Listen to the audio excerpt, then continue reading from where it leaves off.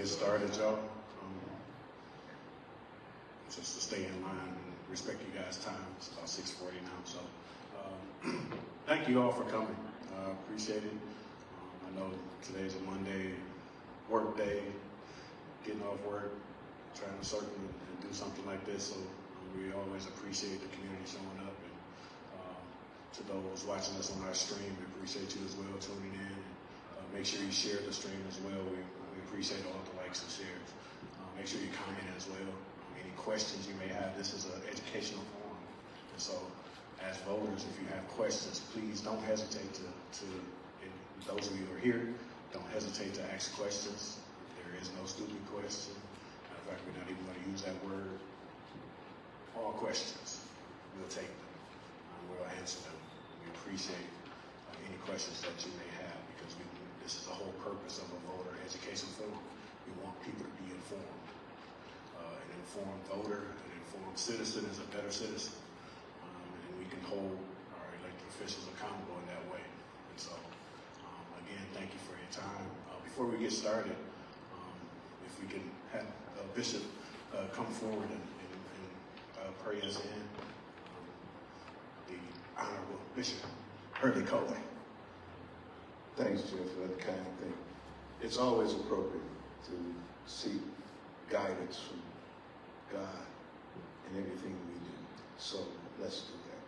Gracious Father, we're thankful that you've given to us the opportunity and the freedom to call upon your name, because we know that at your name there's power. The great wisdom of the ages comes from you. The eternal word says, if any lack wisdom, let him seek it. So tonight we're seeking wisdom and understanding for those who will participate in this franchise in this country called the voting process of democracy. Thankful for CAP, the desire to always provide forums and platforms for information and to instigate, to become incendiary if necessary, to start the fire, and then to be the wind to blow the fire to keep it going until it's done its work. We pray your presence in this conversation tonight, that we'll all be informed, educated, and blessed by it. In the name of our Christ. Thank you for this gathering place, this church, that has opened its doors for this civic engagement. We give your name glory and honor. Amen.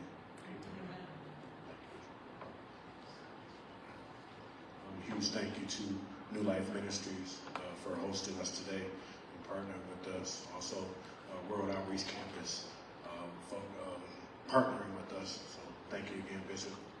Thank you, Ms. Ray, for partnering with us, because this is a huge undertaking. It cannot be understated. We have to do better in the voting realm. I think we do well as far as voting is concerned, but there's some gaps. And so the hope is, through this series, this voter education series, that we begin to bridge those gaps, those knowledge gaps.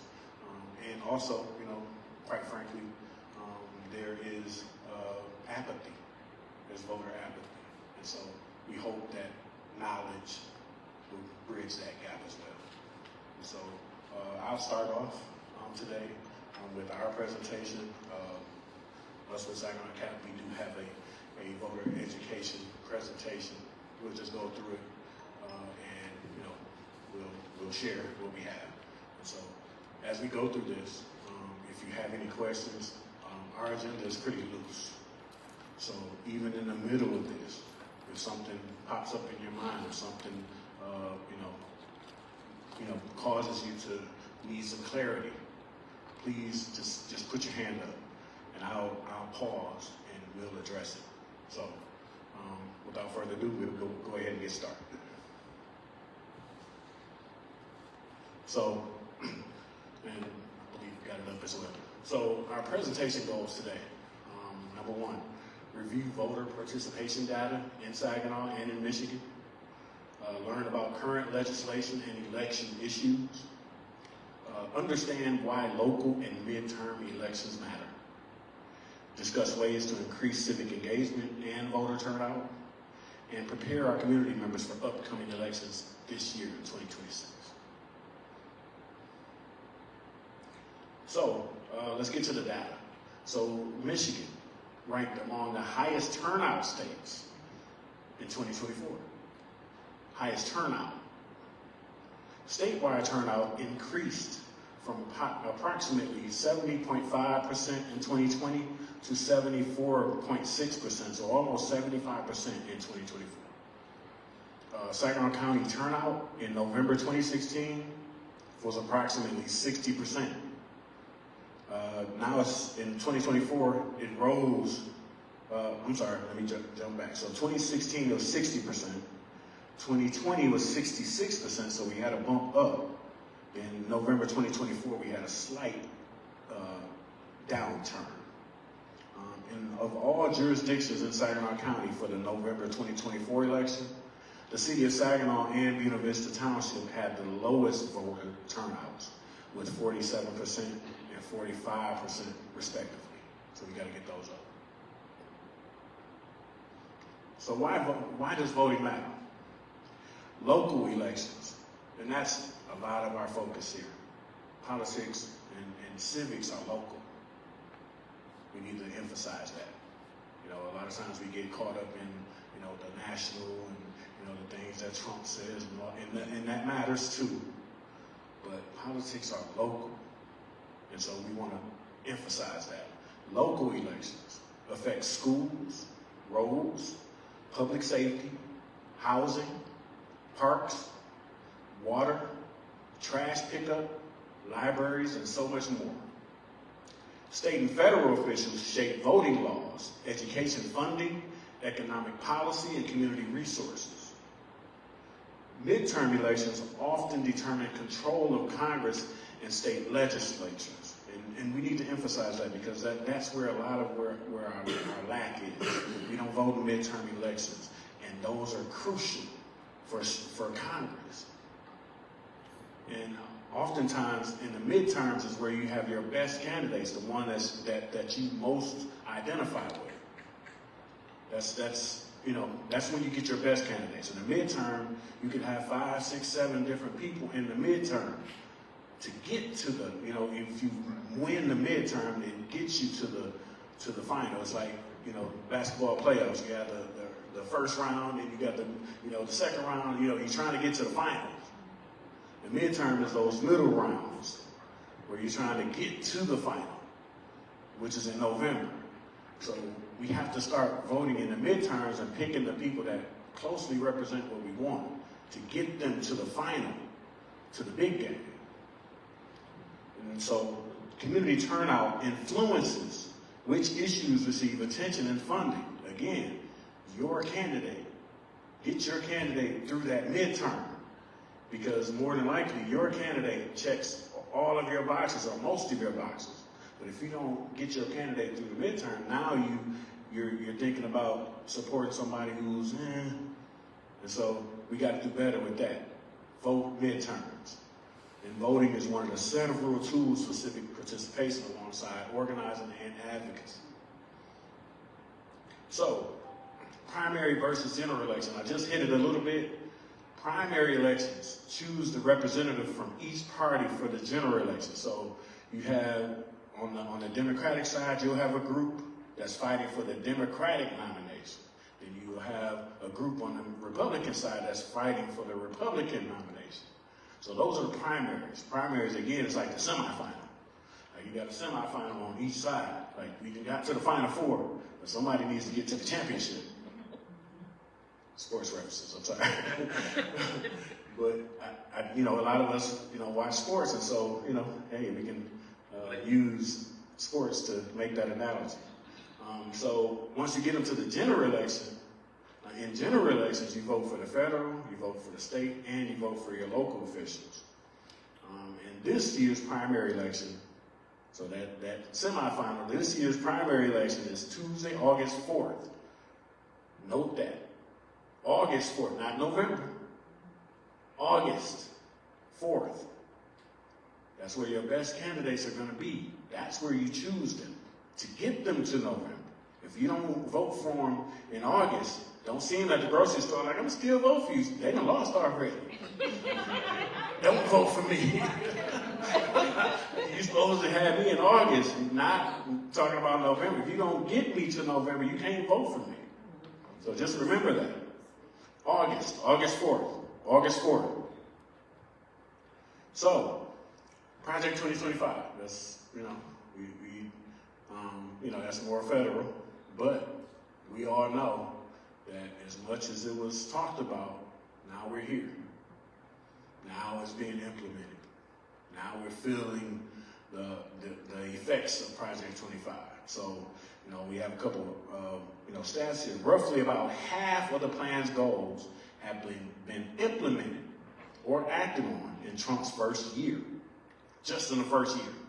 Half of it is already, being ran through. That's the result of elections. Elections have consequences. If you don't get the right person in there, they're going to put their agenda through. This was his agenda. He already has half of it already implemented. And he's not stopping. These actions include federal department reorganizations, rule changes, or removals of regulations that align with the Project 2025 blueprint prescription. Many of the more sweeping Project 2025 recommendations, like statutory changes or complete elimination of certain agencies, still require congressional action or longer policy processes and are therefore not yet completed. So as much as he's done already, he's still trying to fight to get more of it done, but the way the government works, he needs congressional approval to get some of that stuff done. We know that he's like a bull in the china shop. He's been circumventing a lot of it, but Congress is still Congress. Still got to get that vote through. So, make sure you reach out to your elected officials that we have sent to Washington. Namely Congresswoman Rivet and, others that we have sent there. Make sure you're still reaching out to them and letting them know that we don't agree with that agenda. That's part of your civic responsibility. Like, no matter who we send to Washington, we can't just send them there and then say, okay, he's there, she's there, and we just leave them alone. No, you have to constantly engage them and let them know we're watching. We're watching your votes. We're watching what you're doing. Make sure you're acting in our best interests. We have to do that as citizens. That's the very least we can do. Send an email. A lot of us have our numbers. Send her a text. I send her a text all the time. Hey, no, because a lot of times, sometimes they can waffle a little bit, and so they need to hear from us. Like, we're watching. We're watching that vote in particular. Don't do it. So, there's a lot of categories with Project 2025. So, on the immigration and the border, a lot of that is in the news. That's like one of the top things. And every day they talk about immigration, they're always talking about the border. And so the progress on that and what he's gotten through is pretty high. Like, he's gotten a lot of that through. Strong enforcement. ICE is getting people out the country illegally, in my opinion. They're doing a lot of illegal and cruel things to certain communities, and so we shouldn't support that at all. We should be, again, go back to your congressperson, make sure that you're telling them we don't agree with those actions. We need you to speak up on that, and that's representation. We should be doing that. Bureaucracy and civil service, progress is very high on that. He's swept out a lot of federal roles and federal jobs, just kind of swept them all out of there. A lot of the agencies that we depend on for certain services federally, he's cleared out a lot of those departments, eliminated them altogether. And so it's just one of those things that we have to continue to pay attention to. Social policy, has done a lot of damage there. Reproductive and gender identity policies have shifted or have changed altogether. Education, a lot of cuts there. Department of Education, cut. Military, and that's one of the things that he's put more money into, not necessarily to what we would agree with in the military. A lot of wars, a lot of foreign and a lot of actions overseas. The war with Iran, a lot of us didn't agree with that, but a lot of resources were shifted to there. Environment and energy, something really specific to CAP. A lot of that funding was cut. A lot of the agencies we deal with, like the EPA and other, a lot of their funding was cut severely. And so still fighting that fight. And then of course, foreign policy. There's some mixed, results there again, because, even on both sides of the aisle, a lot of people don't want to go to war. And so there's some mixed results there. Any questions so far? When you mentioned that military, definitely remember how they did remove so many minority and women higher up, officers and admirals. He did a lot of sweeping on that. And also with that Doge, when Doge doing what they did with the immigration, they're building all these buildings and they have to keep those beds full. And even if they do let some of those detainees leave, they try to put other ones in there, even if they don't have any felonies, anything now. And guess what? After they get done with that group that they're targeting now, there's going to be another group of people that they're going to go after. And it might look like us. They might be going after the people that's coming from across the border, but eventually all those big warehouses that they're buying, they're trying to find someone else to put in those beds too. They got to keep those numbers. They got to keep those buildings filled. That's why it's good that they're fighting against them having those warehouses and that they're using as detainee centers. Absolutely. And again, that's why we got to stay on our congressmen. We got to let them know they got to vote the right way. They got to create, they got to put pressure on the White House to not do those things. Yes, sir. Just a quick question. Haven't we already seen that our congressperson specifically has voted, soft on ICE and soft on border immigration, also voted to memorialize Charlie Kirk? Are those things, are we still going to hold them accountable for now, or are we letting those things go to move forward? Well, because we're nonpartisan, I gotta play it a certain way here. But to your point, yes, we have to hold them accountable. We have to hold her accountable to those votes. If she's not voting the way that you want her to vote, we have to be vocal with that. That's something that I think we've dropped the ball on a little bit, because sometimes we like people. Y'all know how I feel about us liking politicians. What does that do for you? What does that do for you? It gets you a hug at a meeting. It doesn't get you any results.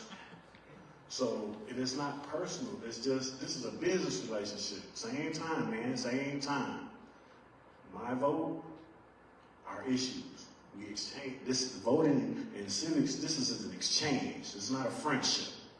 We can be friends outside of this. We can be cool or not outside of this. But in this realm, public policy, it's a business relationship. I'm the constituent. We elected you to do a job. You do that. And if you don't, we're going to call you on it. There ain't no feelings involved. We're just going to call you on it. As simple as that. And pretty much to what Charles was just saying, I got a text from some people that's really looking, keeping an eye, some watchdogs that said, hey man, did you hear Christian well, I'll just say, she didn't vote on the 70 billion. You can say it, I can't. I can say it, you can. Yeah. They said that our Christian McRibbon did not vote on the 70 billion ICE.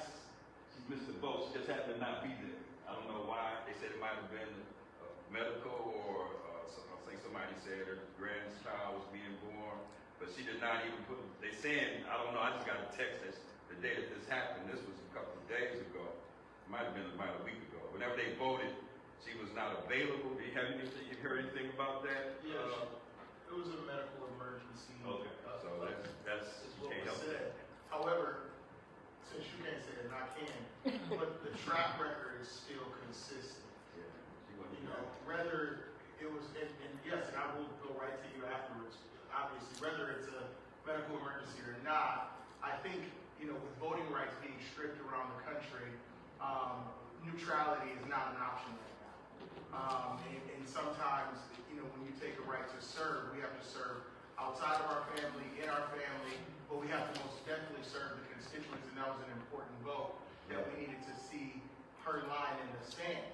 That doesn't mean we fight, that doesn't mean we argue, but we definitely have to get away from saying, oh, well, we can't, because it's almost like the message is blue or nothing, and I know it's not partisan, I get that. However, the accountability is what makes the blue good. And we allow them, like you said, to waffle. And Angel can tell you even more. It can't be like it doesn't matter until it affects us. Because that organizing out of privilege is why our people are not coming out to vote. We always leave it on us. Like, they're not coming out to vote because they don't see themselves represented in the votes that are happening in the White House, in Congress. So, and I'm there every year. I'm in Washington to hold that office. So, Absolutely. So I wanted to say it's important for us to keep our paperwork up to date as well, because they are telling Latinos that their paperworks are fake, and they're U.S. citizens. As a matter of fact, there was a young lady who her lawyer had her birth certificate, and they said that's fake. And then when they finally let her go, the next week her U.S. passport came in. Wow. And so we have to make sure our paperwork are up to date, and we do need to hold everybody accountable, because this person, KMR, was her granddaughter was born on Monday. That bill passed on Tuesday, and she's now responsible for thousands of people. And why is it that we just let her sit there and say, well, I had a family emergency?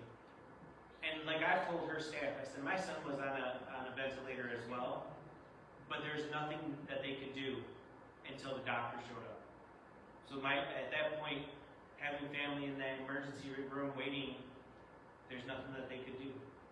Yeah. And so, I think that, yes, sir, Bishop. I want to focus on something else that you had said about the products of Project 2025 and the lessons that this administration has taught us about the weakness of our governmental system. Because very few of the actions of the administration with regard to Project 2025 had legislative enforcement. They didn't go to Congress. It was administrative. And they were policy decisions.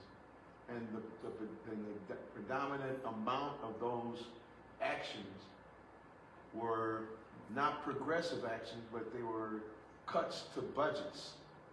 And the cuts to the budget had this cascading effect that when you cut the budget, then the programs that it affects are impacted. And if you look deeply into the budget cuts, the departmental budget cuts, there is a theme, there's a thread that goes through them that deals with services and programs for people like us, not only ethnically African American, but urban communities, communities of need, and communities of disconnect from the larger society. So there's two sides to this. If we want to have an impact on those policies, the people that get elected need to know that there are enough votes that will happen that the next time they won't get back in. If our voting participation is low, it won't create a threat. And that's the danger that I feel we're in right now. There is no threat to either side because they don't anticipate that there will be a volume of voter turnout that will make a difference. And that's where we have to change the time. Yes, sir. Pastor, and I completely agree with you also. I do just want to say that we've been through $1 million primaries in this last election cycle, and we ran a black candidate in the last general. Let's get past the primary. Primary was $1 million. Then we got to the general, and we ran a black candidate. And we turned out numbers in Midland. We spent money to bring up the voter outreach in Midland. The the dollars are spent there. When they want us to vote, they spend the money in the area they need us to vote in. Right. You've seen hundreds of thousands of impressions from one ad, 2 ads, 3 ads, 4 ads, not geared towards black voters. There was, matter of fact, sometimes the commercials was 2, maybe 3 black people in each commercial. And not even to mention the lack of ethnicity besides black or white. Even the endorsements were stacked up and slated against. It was just, I'm just talking nonpartisan. We're speaking about why, if our people are not voting, why are there not any candidates targeting campaigns towards them? If they're not voting, if they're not coming out, why are they stop, please? They're not even doing business in Saginaw. And it doesn't even look like they want our vote, like Pastor said, because they have chosen. They've made a harsh line in the sand. And what that does is that's how you cut voting rights across the country, because you don't even get people to come out for the census if you disengage them this year's in the voting. Am I wrong? I mean, I could be wrong, but I'm serious. If people are disengaged, they're disengaged throughout the whole process. Not just voting, but the census where our funding comes, and everything else after that. And then if your legislators locally don't vote in your interest either, it takes you out. Everything that we're doing is the actual salad for lower voter engagement and lower voter turnout. We're not even listening at the local level. After the citizens say what they want, the manager makes a decision, and the council votes no. When we get to the state level, we see bills being introduced by a person that doesn't even know how to explain a bill. Now, our House of Representatives is doing well, but there are some concessions that has been made over that as well. So if we go through our local levels and we're talking about voter engagement, people need to see that the people care about their kitchen table budgets. And our Congresswoman lives in a $297,000 home. And this city sits at 35% poverty. And we spent $1 million in a primary, and we did more negative dirt talking about the Democrat in the primary than we did of the Republican. Because we knew the trends of the country weren't changing, and there was no way that this seat was going to go red. It wasn't. The Republicans didn't even try. So let's just be honest about the facts. The fact is they don't want them to vote because they are okay. It benefits them for black and brown people not to vote, and it also benefits, I want to attention here, they're not, you said it, you didn't mean it that way, but they're telling Mexicans and Latinos that their information is not real either, but they're also doing that to black people, they're detaining black people too. And the longer we continue to let that not intersect and understand that there's a divide between the black and brown community, that's the way that they get us. Because we don't have enough black people that care about immigration because they don't see their names in immigration. We don't have enough Mexican people that understand that black people already been fighting and under an authoritarian system forever and not willing to intersect that way. That's why we keep having separate caucuses and not understanding that at the end of the day, if we, the poor, don't fight against the top, not left nor right, but the bottom versus the top, we're all in ruins. And neutrality is not an option. Being at home is not an option. I'm sorry, my bad. Thank you. Andrew, go ahead. But I would like to add to that because, for example, Delta College just looked for a new president, and I found out that their advisory committee had no Latinos on that at all. And so I reached out to them, and the president of the board basically told me, and I told her just like this too, you're telling me that Latinos just need to sit down and be the good little children while the adults make the decision. And she freaked out. She's like, that's not what I'm saying. I'm like, that's how you told me. And that's why it's important for us to hold all our elected officials accountable, from the bottom all the way to the the top. Because Dr. Gavin did some great work with reaching out into the city and getting our youth to go to college. However, I'm hearing that there are people that are still having trouble reading and doing math, and I see it because I'm a therapist. I see it. I work at Wolverine 2 days a week, and I see it. When I'm talking to them about how's school going? Well, I had trouble focusing. Well, what kind of work are you doing? And so we need to hold all of them accountable. Absolutely. That's the thing. That's the thing. And that's the hope through all of this. One of our major goals is to get people, and it speaks to what Charles talked about. There's a heavy apathy to this process. Like a lot of people have checked out because of numerous factors. I know Charles went through a bunch of them, but all of it adds up to apathy. People, they may not understand it as eloquently as Charles does, but they may say, hey, they took this away, You know what? They just gonna do what they want to do. I ain't paying attention. I'm done. I gotta go to work. I gotta take care of my kids. I gotta figure out life. I ain't got time for that. That's what happens. That's what happens. And so how do we get people back in? Our way is to educate. Our way is to focus local. Because that TV will get you all off track, Trump every day, Trump. You'll never see Trump. You will see your mayor, though. You will see your county commissioners. You know what I mean? So let's swing that pendulum back local. Politics are local. And then upward. Local, then upward. I think that's how we get people back because, again, local politics are tangible. You can point to things and decisions that are made locally. I've been on Ojibwe really heavily. And a lot of people, it resonates. They're like, yeah, that is our part. We need that. That's how we get people back. It's issues. We get them back with issues. Not parties. Issues. Yep. Get them back with issues. Things that affect their daily life. And so that's our hope through all of this. And yes, to your point, we have to, how we do that, again, is hold them accountable. Don't let them off the hook. I don't care if we're in the same sorority. I don't care if we, connected to this organization, that organization. Accountability.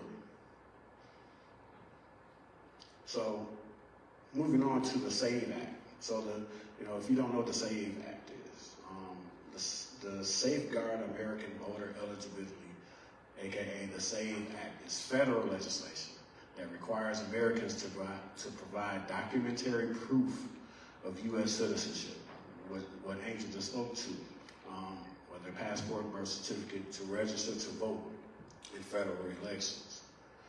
Voters will need to present hard copy documents to register to vote, largely eliminating online, mail-in, and DMV registration methods. Make no mistake, this is voter suppression. If you don't know what voter suppression is, it's to get less people to vote. Taking people off the rolls for numerous issues. You got a married name, but your documentation doesn't have that married name on there. Whoop, you off. Can't vote. Stuff just as simple as that. This act mandates that states run their voter rolls through federal databases. Now, voting is local. Imagine Saginaw having to run their voter rolls through a federal database. Federal people don't know nothing. You see how that can be ambiguous, how that can break down, this list versus that list versus that. People will get off those rolls, and you won't know until you go that day to vote. You can't vote. Why? Because that's the point. That's the point. It also adds criminal penalties for election officials to knowingly register non-citizens or don't uphold strict new standards. What is that? What is that? It's just a gotcha thing. It's just something to add in. So the SAVE Act, if you look that up, that's something that the Trump administration is trying to do. Is voter suppression. It's another tactic to eliminate people off the voter rolls, to get their people elected to further advance, go right back to Project 25 to advance their issues. We got to get people off the road. So it's just another tactic, and that's why we have to know what's happening. This bill has already passed, by the way. It's in the House of Representatives. But that's in knowing civics, just because it passed the House doesn't mean it's going to pass the Senate. It has to pass both houses. So it hasn't passed as of yet. Legislation has faced significant debate in the Senate.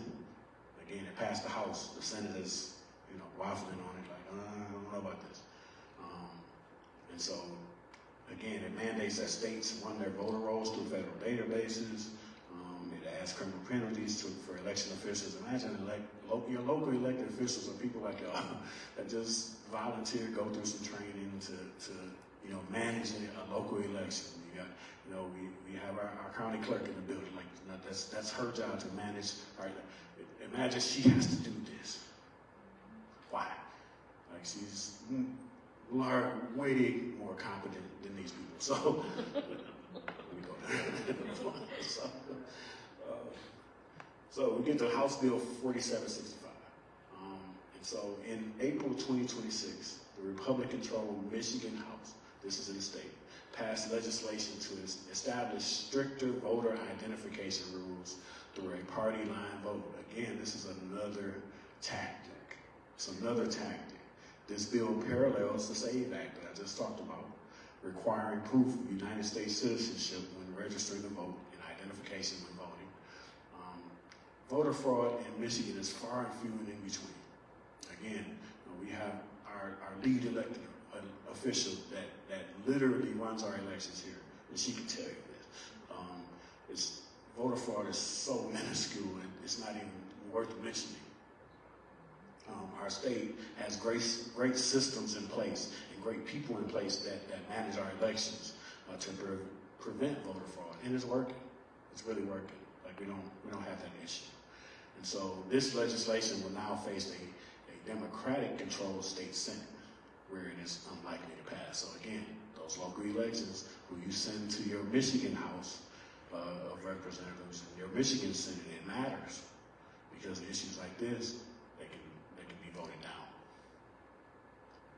And so we get back to midterm elections.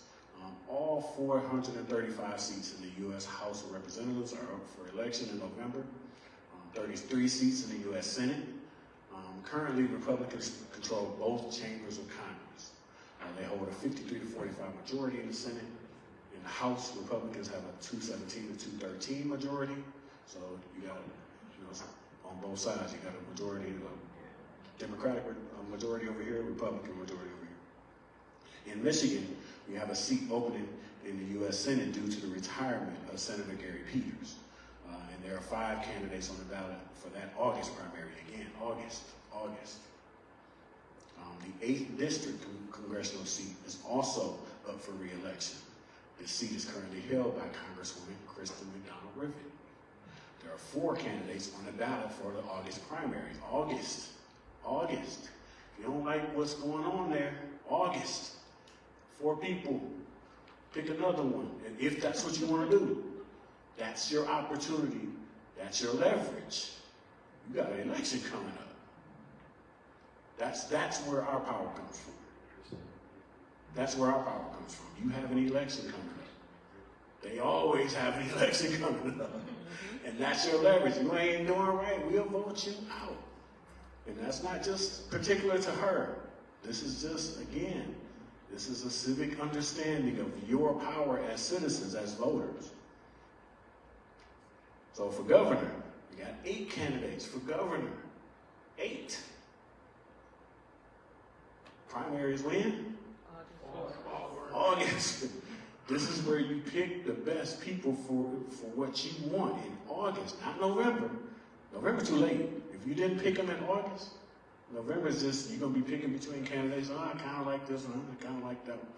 Pick them in August. This is where, this is our goal, is to really get the vote out in August and really show our power as a community. This is where we show our power. This is where when they talk about $1 million in primaries and this and that, like we can swing those dollars because, we go from a community to a constituency. It's a difference. A constituency is somebody that we got to pay attention to. We got to listen to them. We got to put some dollars over there because they gonna vote. If you don't vote, they like, we can win by just focusing on Midland. We can just focus on Bay City. We ain't got to focus on Saginaw. They ain't gonna vote. We gonna get 20%. We gonna go where the votes are. We have to show them where the votes are. No matter how much apathy there is in the process, and trust me, I got plenty of apathy for y'all. I have a lot of it, but I still go to the poll because we have to show our power. We have to get back to that. Our ancestors did that very thing. You think they were always choosing the greatest candidate in the world? No. They made a business decision. They made a business decision. A lot of times we're voting, it's harm reduction. Okay, this was bad, this was worse. Okay. That's a business decision that you have to make. So, City of Saginaw. So, state senator for 35th, the state representative for the 94th. We got city council members, we got 4 4-year terms, 1 2-year term. So 5 of the 9 are on that ballot. You can swing that whole thing. 5 is a majority vote. You get 5 votes to swing, your park could be open. Just saying. That's elections have consequences. So SBSD board is your school board, 2 6-year terms, 1 2-year term. So that's 3. That's 3. Trying to Bishop, how many on SBSD board is it? 6? 7? Can't remember. I think it's 7. You think it's 7? I think it's 7? Yes. We got 7. So, man, almost half. That's a heavy swing. If you change a few of them, especially if one of them was like the board president, or like there's some internal politics there. If you can pick certain people off that ain't doing what we supposed to do, and there's a lot of issues in Saginaw Public. I ain't gonna get into it, but there's a lot of. You want to change that? Vote. Saginaw Township School Board, 3 6-year terms, 1 2-year term. I think they got 7. So that's 4 of the 7 in the township. That's a majority. On up to the Michigan Supreme Court, you got 2 8-year terms there. You got a 10th Circuit judge, Judge Manvel Trice is up for re-election, I believe. Probate court, incumbent is Judge Barb Meter. Barb Meter is over family court as well. Again, think of the areas that we're dealing with issues. They have an administrator, they have somebody that's elected, that's running that entity. Think of the things that we're dealing with in the family court with a lot of these young people out here doing and getting caught up in the system. You need the right people in the system to deal with our kids. If you have the right people in there, you can make some moves. If you don't, now we fight it. So again, elections have consequences. This is why we have to vote local. All of this is local, y'all. The 70th District Court, you got 2 incumbents there. The Delta College Board of Trustees, we just talked about Delta. They got a board of trustees. Hey, they probably mostly, were in charge of making the decision of who the president was. Yeah. It's a theme here. We can control these outcomes with how we vote and when we vote. Saginaw County Sheriff Services millage renewal.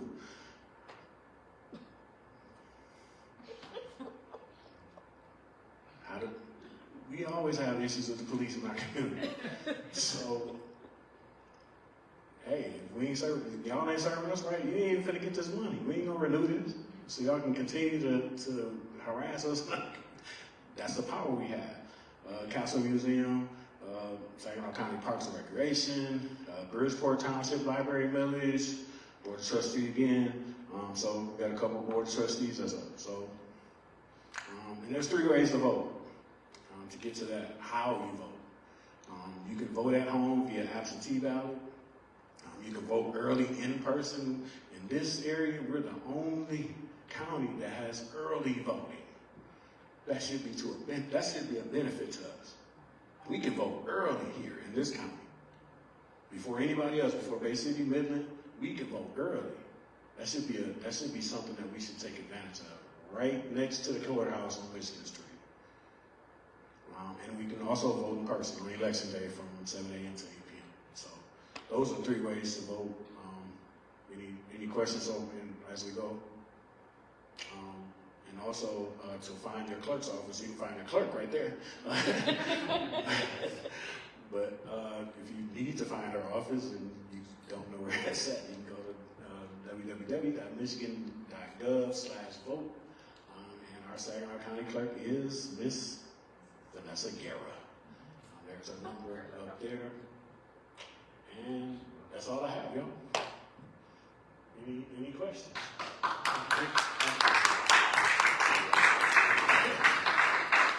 Yes. So I have a question and then a comment. So it comes back to voting, and you mentioned our representative who's unable to vote, but her vote has made a difference.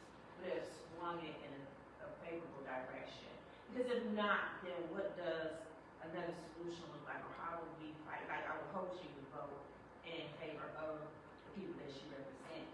But even if she did, and it didn't make a difference, what does that battle look like? Because obviously that vote would not make a difference. So that's my first thing. Then my second thing is, thank you, CAP. I appreciate all that you guys do. I'm getting ready to make a suggestion, and I don't have to tell me my plate. And I know that's how it is when people make suggestions. Like, well, oh yeah, you can take over that. But I think in situations or settings like this, we're preaching to the choir. People that show up in these rooms, we already know. We vote, we show up, we help spread the word, to the base of our capability.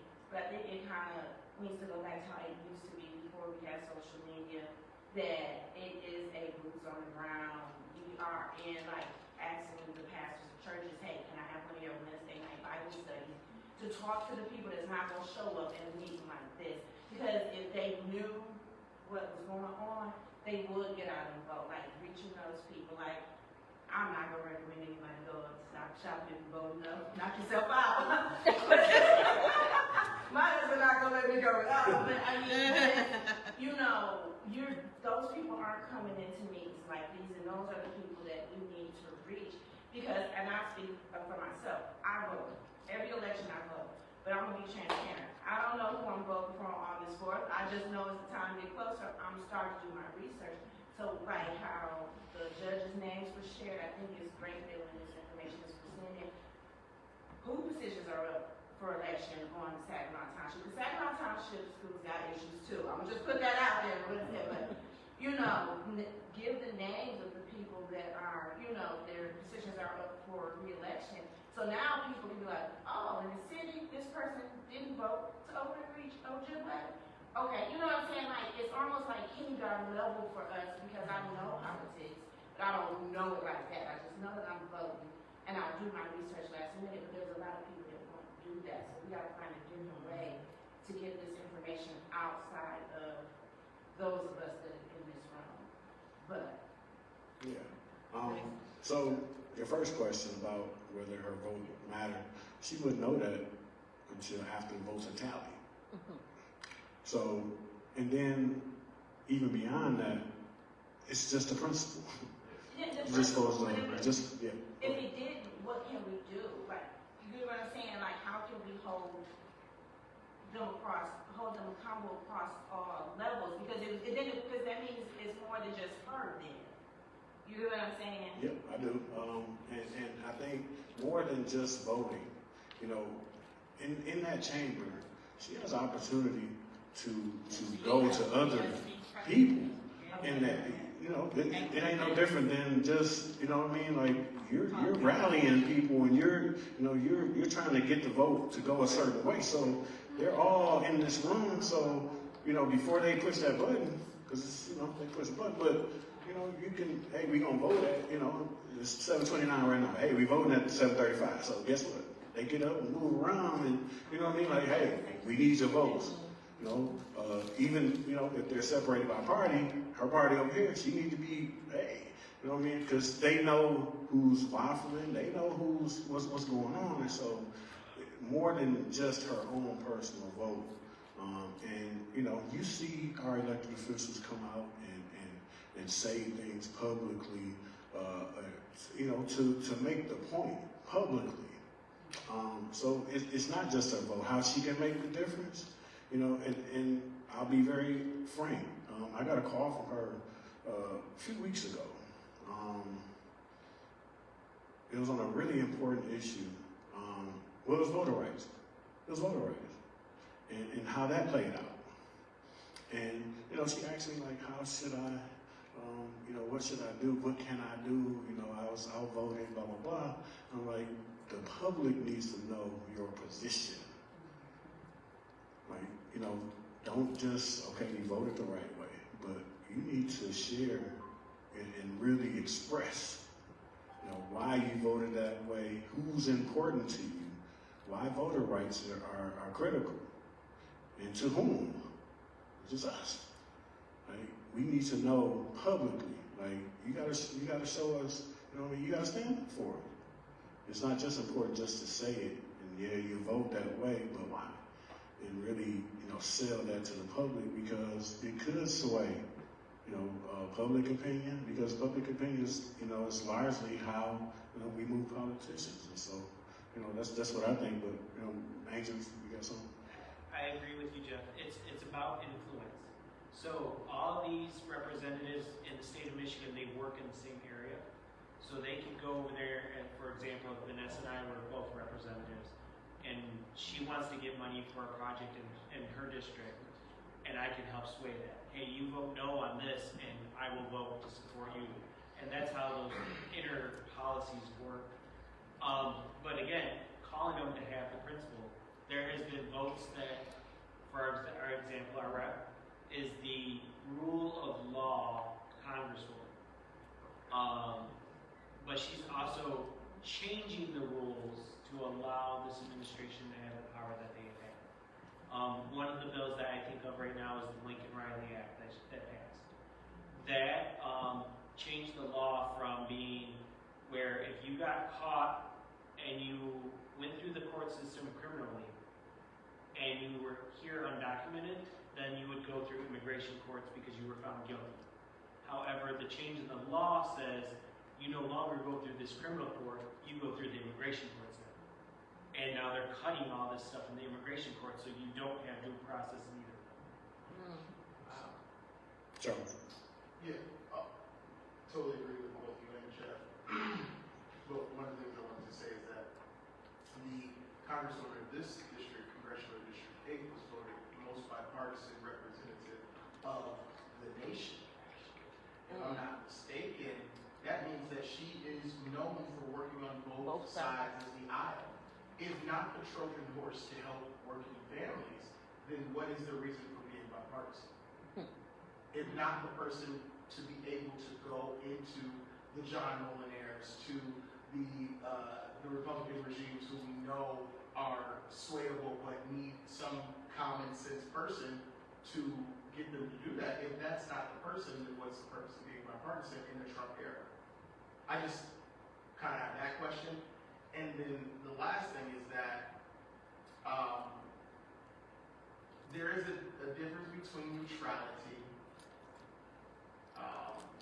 in this era. And you are neutral, which we see. And you said that would her vote have mattered? Well, I'm sorry, there was a vote for impeachment. We would have got it. It was a symbolic vote, obviously, right? However, I still want to see my representative vote for that. Because if we talk about gerrymandering, we talk about in this congressional district, there's 2 black epicenters. It's Saginaw and it's Flint, represented in Genesee, represented in Saginaw County. Those, I want to see that. I I want to see that.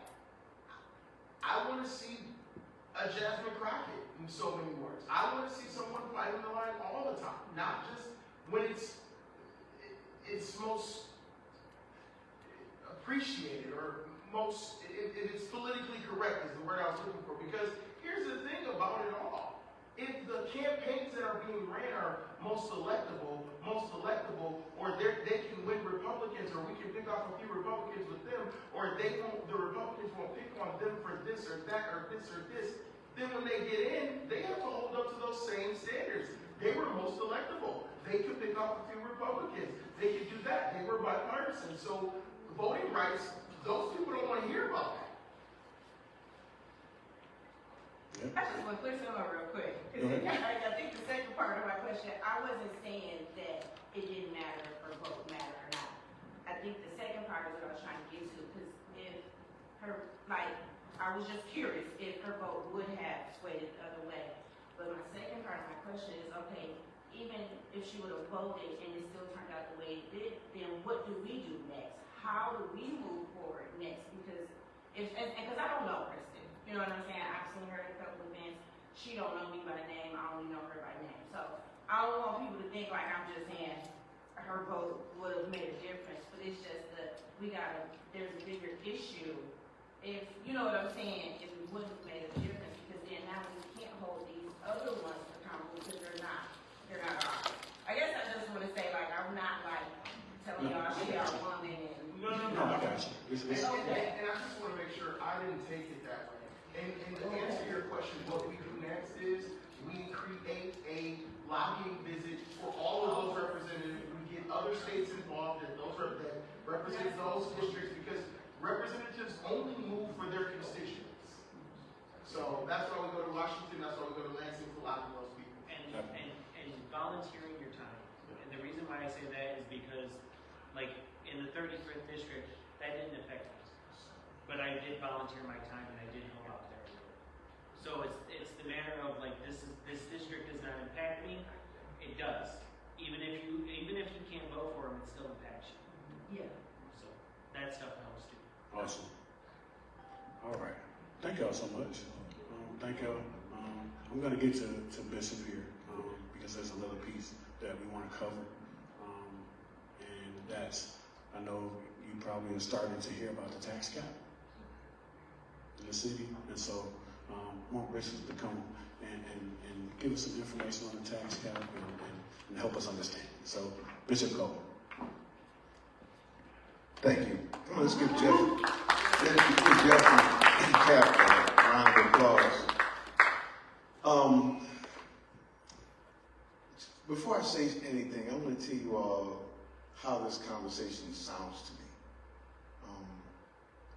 me, and why the tax cap is something that I gravitated toward when I was asked to participate in the committee.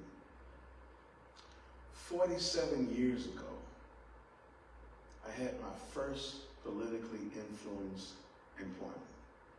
It was a job that was impacted by political decisions. Elected officials determined whether or not the department that I was working in would have resources to fulfill its function. And so everything that I did was political. I had to go to commission meetings, and I was working for Saginaw County. I had to go to commission meetings, I had to go to community meetings. I had to represent what I was doing with Saginaw County Parks.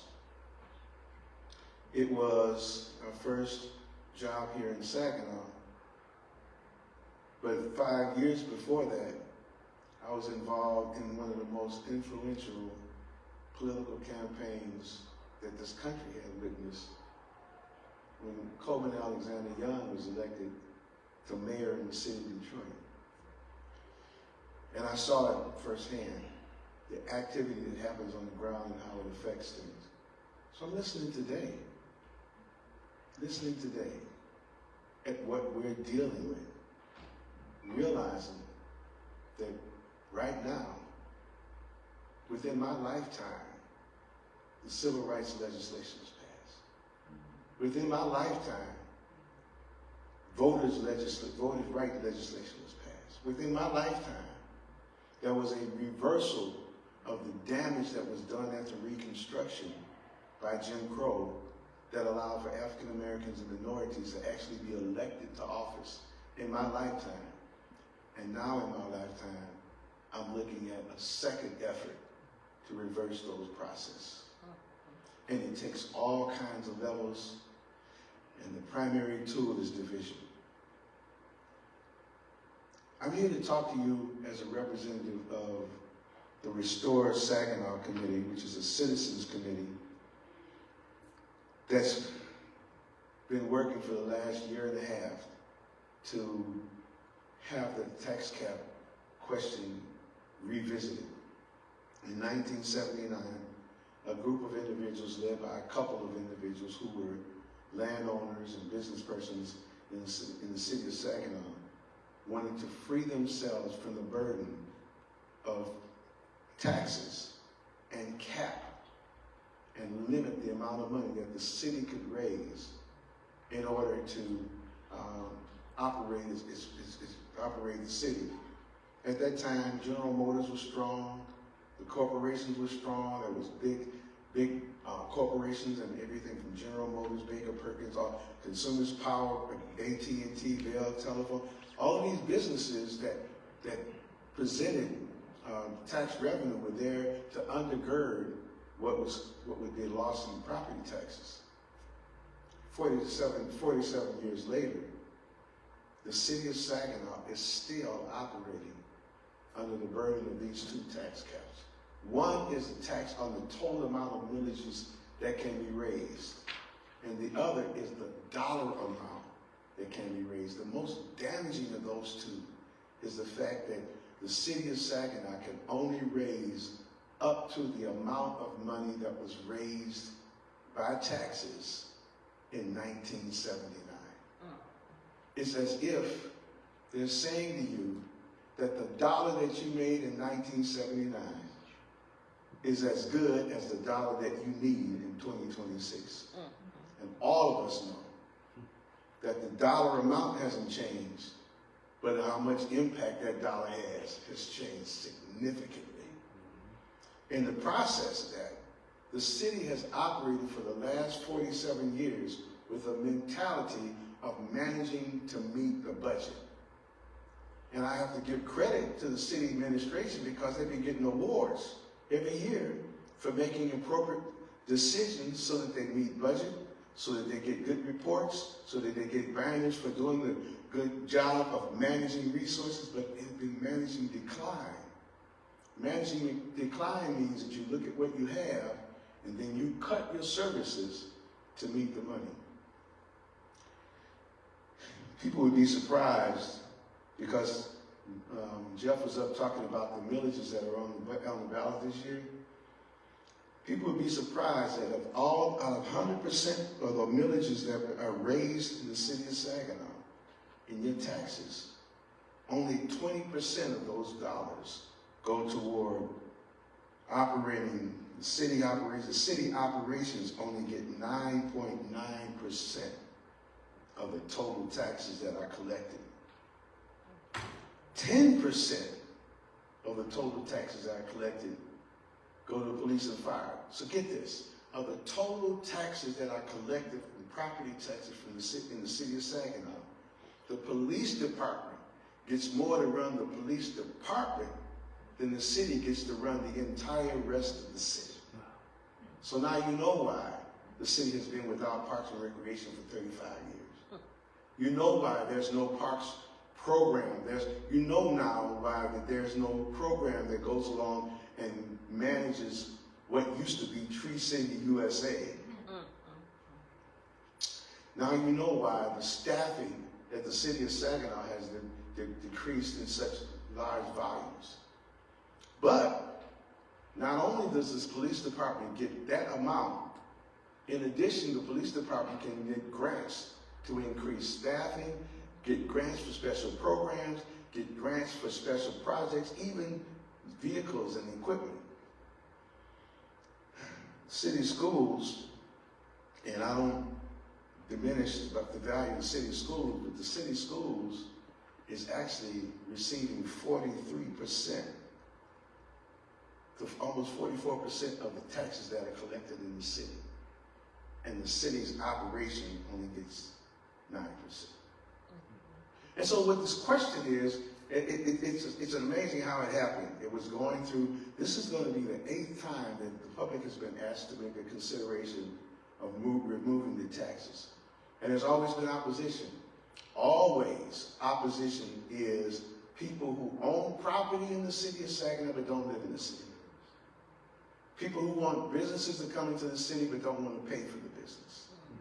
So but the people who need to support this are the people who are getting tired of having to pull over in the street because the kids are playing basketball in the street.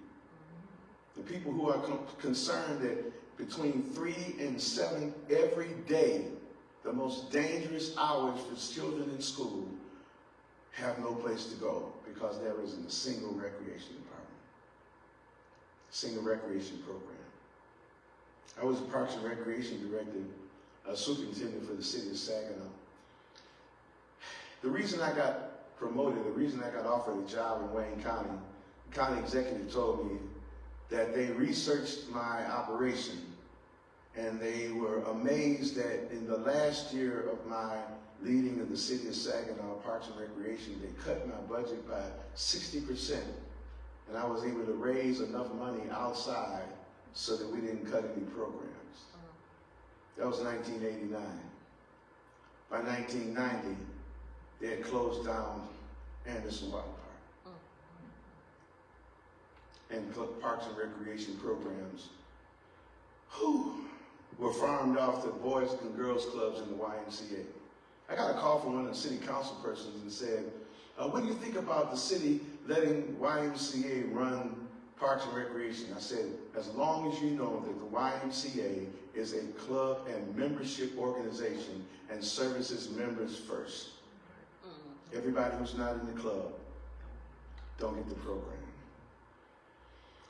The operating millage in the city of Saginaw is the lowest operating millage of any municipality in the state of Michigan. 7.2% millage in the city of Saginaw. Bay City has 16.9% of their taxable millage that they get.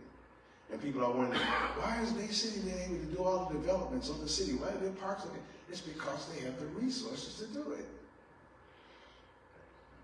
And then there's the question of how much is this going to cost?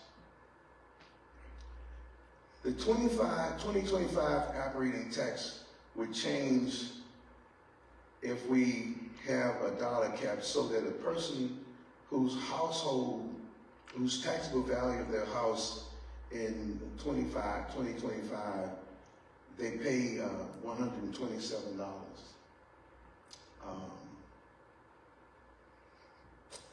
And if it increased, it would go up $21 for the year. Let me see if I can make that plain.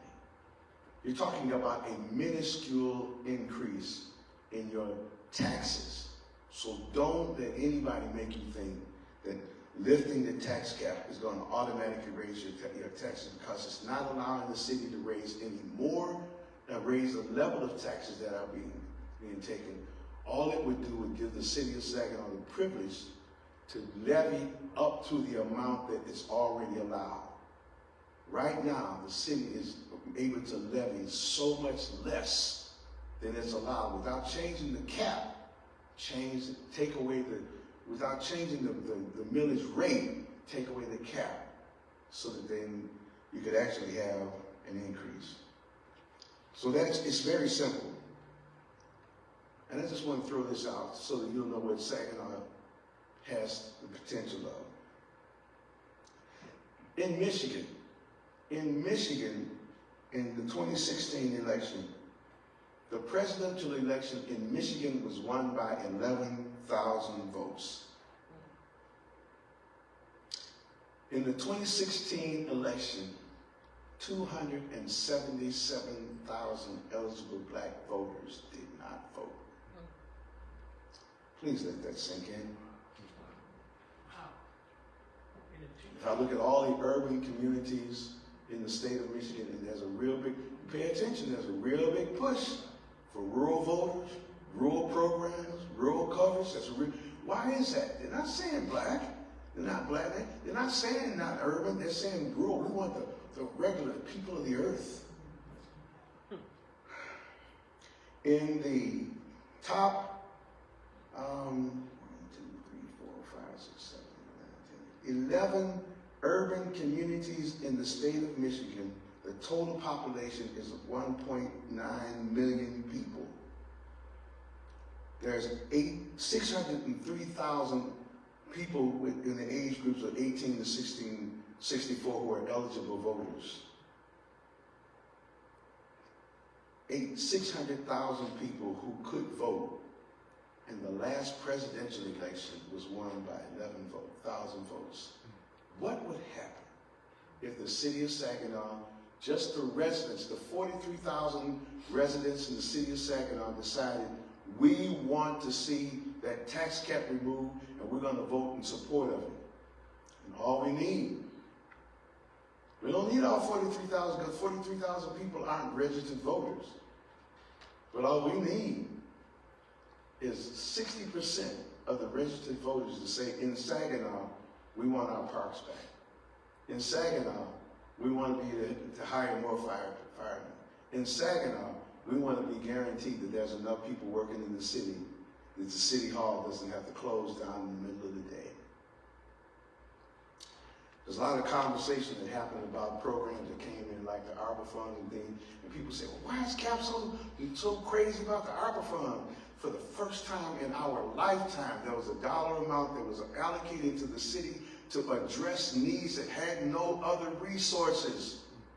And we said at that time, you're going to look back and you're going to wonder, did it make any difference? Please don't let that happen in November, that you have to look back and wonder if you made any difference. Thank you. Anybody got any questions? Is that going to be on the ballot? Yeah, for sure. It's definitely, and I meant to say this. Last year, I give Representative Amos O'Neill credit, and I told him this in public, that it took a lot of courage for him to introduce a piece of legislation in the state, that if the state had approved that cities could not have a tax cap, it would have eliminated this situation altogether. The state, because the city of Saginaw is the only city in the state of Michigan that has a tax cap. So if the state had approved it, so I give Representative O'Neill credit for the courage to do that, but it didn't pass. It didn't even get out of committee, right? So we have been petitioning the city council because the city council has to develop the language for the ballot and then put it on. They voted this past week to put it on the ballot. I give them credit, kudos for the courageous step. Now the challenge for them is that they're going to have to deal with the fact that some people are going to be trying to hold them accountable because they support what they say is raising taxes. They're not supporting raising taxes, but the Citizens Committee, our Restore Saginaw Citizens Committee, is reaching out to ask every individual who's interested to be a part of this effort to educate people, because this November, you'll be able to say, yes, we want to take the cap off of the amount of money that's available. Yes, sir. Yeah. Hurley, when me and you came up, we had all the parks, all the recreation. But I'm talking about like in the 60s though. So you say this is like 79. This 79. I was working for Saginaw County in 79. Between 1984 and 1985 and 89, I was a recreation superintendent. We had already started seeing the reduction in 1985. By 1989, we were really, it was at the edge. I remember working with the city to raise a millage that was supposed to be general fund millage, and they were going to allocate money to the parks and recreation. And then when the millage passed, they got in a meeting and decided that they were going to put it in police and fire, some other thing. Okay, so let me ask you this. So did this have anything to do when we was coming up with all the different plants that were around here, that the city was generating a lot of tax revenue and all of this, right? Think about what you just said. Right now, the city is banking on the economic development that's going to come with several particular really burgeoning economic development projects that look to bring a lot of people into town. Right now, if businesses come to town and they've increased the number of people in town and the level of employment, the level of investment. The city still can't raise the money because it's limited to the amount of money that was capped in 1979. Take this cap off, and without any hesitation, the city will be able to levy taxes at the regular rate. It's not going to raise the rate at the regular rate, and it will generate more money simply because they'll be able to raise it. Okay, so now this is the first I heard of this when we was talking Saturday at the award ceremony. Is anybody going around the community? We're just not. This is the Restore Saginaw committee is a group of people that come from a lot of different backgrounds, a lot of different organizations, neighborhood organizations, community organizations, and people like myself who are just citizens that want to see things better. And we're starting to do exactly what I'm doing now in different places. And so we're going to be inviting people to be a part. Whenever you hear about a Restore Saginaw committee meeting or Restore Saginaw meeting, it's going to be about come and be a part of this. We got sign-up sheets wherever we're going to be, and people can start and be a part of it right now. We're going to have to raise money because we got a campaign between now and November. We want every person in Saginaw to know that all you need to do is say yes to removing the tax cap. It won't change your life at all financially as far as expense, but it will change the future immensely. So is this automatically going to be on the ballot? It's on the ballot now. For November or? In November. For November. We got it. And the title going to be what? Remove the tax cap. Okay, remove the tax cap. Okay, that's okay. Okay? Any other questions? Okay. Yeah. I just want people to keep it simple. I don't want people going through a whole bunch of things. We just want to take the cap off so we can raise what we need. Thank you to Bishop Early Coleman for that amazing explanation. Are there any questions before we close? Anything that any questions that we missed from anybody? From my presentation, Bishop's presentation, anything? Hearing none, I'll just close this out and say thank you, number one, to New Life and Mission in the City for hosting us today. Pastor Tatum graciously allowed us to be here tonight, so thank you so much to them. Again, thank you to World Outreach Campus for partnering with us on this, and thank you to the community for your questions and your concerns, and we're not done. Our next one will be at the neighborhood house on Russell Street on what day? I'm forgetting the date, but our next one, look for us. Follow us on social media. We'll be releasing that next date, but I know it's going to be at the neighborhood house. So we're moving around the community, and we're educating the community. And August 18th. So thank you so much. Thank you. And thank you. I appreciate everybody coming out. God bless and good night.